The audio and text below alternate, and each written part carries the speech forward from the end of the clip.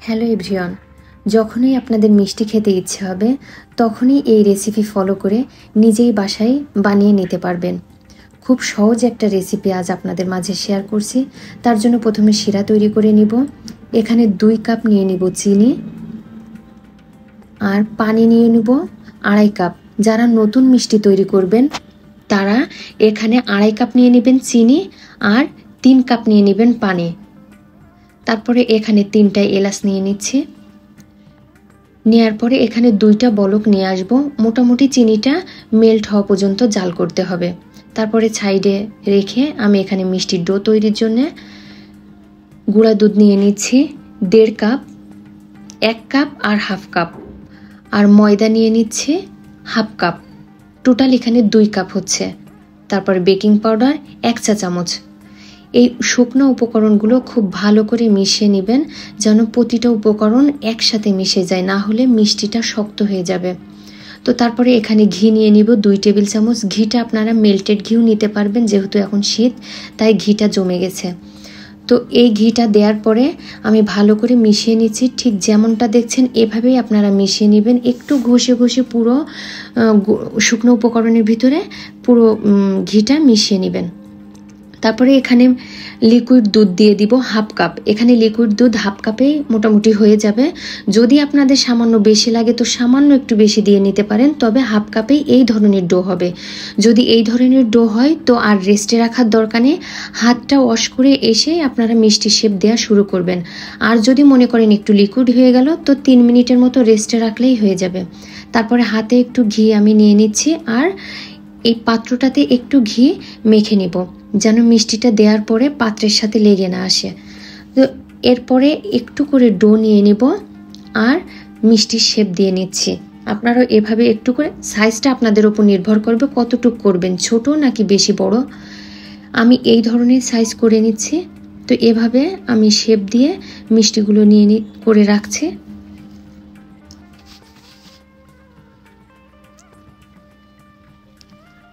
এভাবে নেওয়ার পরে মিষ্টিগুলো সাইডে রেখে আমি তেল গরম করে নিব।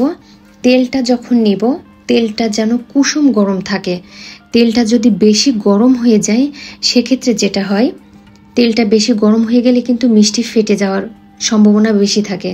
তো আমি এর আগে যারা আমার মিষ্টির ক্লাস দেখেছেন বা মিষ্টির ভিডিও দেখেছেন তারা জানেন আমি কুসুম গরম তেলের ভিতরে দিয়ে, আজকের তেলটা একটু কিছুটা গরম হয়ে গেছে, কিন্তু আপনারা যখন দিবেন যেন আঙ্গুল দিতে পারেন তেলের ভিতরে, এমন পর্যায়ে যখন তেলটা থাকবে তখনই কিন্তু মিষ্টিগুলা দিয়ে দিবেন।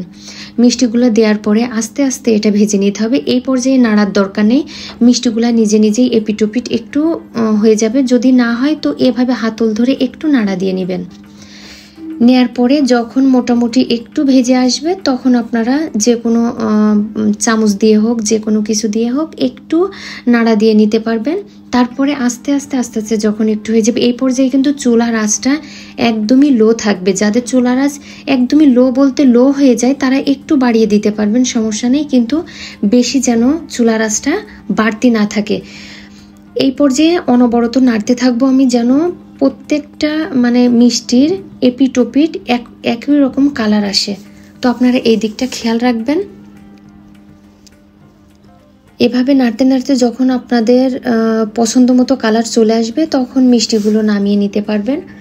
মিষ্টি নামানোর আগে খেয়াল রাখবেন আমরা যে শিরাটা করে রাখছিলাম ওটা যেন কুসুম গরম থাকে। যদি ঠান্ডা হয়ে যায়, মিষ্টি বানাতে বানাতে আপনাদের যদি মনে হয় শিরাটা ঠান্ডা হয়ে গেছে, তখন কিন্তু শিরাটা একটু অন্য চুলাতে একটু গরম করে নেবেন। গরম বলতে খুব বেশি গরম না, কুসুম গরম থাকবে এমন। এই যে আমি শিরাটাতে দিয়ে রাখছি, আমার শিরাটা এই পর্যায়ে কুসুম গরম আছে। এবার চুলার আঁচটা একদমই হাই থাকবে। চুলার আঁচটা হাই রেখে এখানে 5 মিনিট জাল করে নেবেন। তো 5 মিনিটের ভিতর যাদের চুলার আঁচ খুব বেশি হাই হয় তারা একটু মিডিয়াম আঁচ করে নিতে পারবেন। করে নিয়ে এখানে 5 মিনিট জাল করবেন।